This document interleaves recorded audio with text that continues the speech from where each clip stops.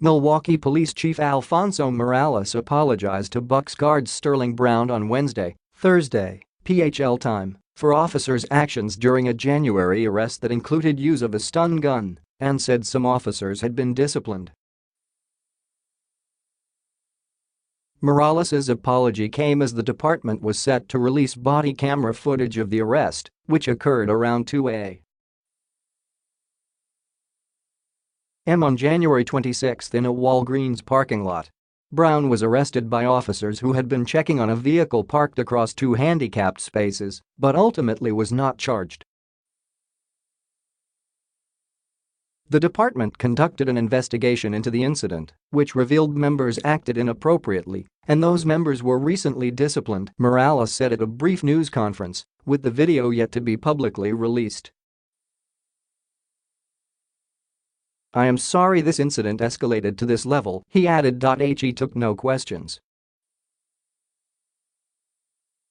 Police have shown the body camera footage to some local officials, including a closed session of a Common Council committee. The Milwaukee Bucks signed the 6'6" guard from Southern Methodist University last summer in a deal with the Philadelphia 76ers. His arrest and the video of it represent another potential setback for a department that for years has tried to rebuild its image and relationship with Milwaukee's African American residents after several high-profile cases of police misconduct. A day before releasing the body camera footage, Morales posted a video on YouTube to reiterate his commitment to rebuild the public's trust in the department. "So if there's ever an incident where one of our members makes a mistake, unnecessarily escalating the situation, I'm going to be honest and transparent about it," he said. "In those incidents where we have made mistakes and are wrong, I'm sorry." Morales was appointed chief in February, following the retirement of Edward Flynn, who held the position for 10 years. Last year, Milwaukee paid $2.3 million to settle a lawsuit over the death of Donter Hamilton, a mentally ill black man fatally shot by a police officer after the officer roused him from a park bench downtown. The officer said he shot Hamilton 14 times in self-defense because they got into a struggle when the officer frisked him for weapons. In 2016, the city paid $5 million to settle a lawsuit by 74 black residents who said police illegally strip-searched them between 2008 and 2012. Currently, the city is considering settling a lawsuit by the American Civil Liberties Union in Wisconsin, which is representing 8 residents who say police targeted them for stops because they were African American or Latino and because of the high crime areas where they lived. In early May, police and prosecutors began investigating 4 officers who were involved in the violent arrest of a black man in a majority African American neighborhood. Video from a bystander showed a group of officers kicking and punching the man on the ground while he was restrained. Police presented their body camera footage of the encounter, which showed the man aggressively charging at officers and trying to punch them. Sterling Brown's statement. "My experience in January with the Milwaukee Police Department was wrong and shouldn't happen to anybody. What should have been a simple parking ticket turned into an attempt at police intimidation, followed by the unlawful use of physical force, including being handcuffed and tased, and then unlawfully booked. This experience with the Milwaukee Police Department has forced me to stand up and tell my story so that I can help prevent these injustices from happening in the future. Situations like mine and worse happen every day in the black community. Being a voice and a face for people who won't be heard and don't have the same platform as I have is a responsibility I take seriously.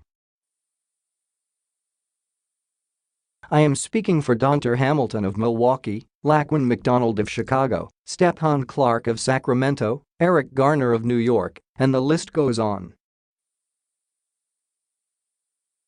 These people aren't able to speak anymore because of unjust actions by those who are supposed to serve and protect the people. The common denominator in all of these situations has been racism towards the minority community, the abuse of power, and the lack of accountability for officers involved. The lack of repercussions for the police officers involved in so many of these cases is offensive. This is a slap in the face to the victims' families and communities. Black men shouldn't have to have their guard up and instantly be on the defensive when seeing a police officer, but it's a reality and a real problem. There must be mutual respect and both sides have to figure out how to accomplish this. There are no easy solutions to this problem, but there are strides that can be made to create change. I will do my part in helping to prevent similar incidents from happening to the minority community in the future. This is bigger than me. My family, friends, legal team, Priority Sports, Milwaukee Bucks, the black community and the communities of all who stand against injustice plan to continue the fight. Peaceful support to ensure no further damage to our community is the only way to respond. I know many of you will share my anger and frustration, but for our community to progress and grow, we need to build on what we already have and not destroy it. I will take legal action against the Milwaukee Police Department to continue forcing change in our community. Milwaukee Bucks statement. The abuse and intimidation that Sterling experienced at the hands of Milwaukee police was shameful and inexcusable. Sterling has our full support as he shares his story and takes action to provide accountability. Unfortunately, this isn't an isolated case. It shouldn't require an incident involving a professional athlete to draw attention to the fact that vulnerable people in our communities have experienced similar, and even worse, treatment. We are grateful for the service of many good police officers that courageously protect us, our fans and our city, but racial biases and abuses of power must not be ignored. There needs to be more accountability. The Milwaukee Police Department and local officials have acknowledged the challenges they are working to address, and we urge them to enact higher standards and more direct accountability. We all want to be able to trust each and every officer serving to protect us. Incidents like this remind us of the injustices that persist. As an organization, we will support Sterling and build on our work with local leaders and organizations to foster safe neighborhoods and better our community.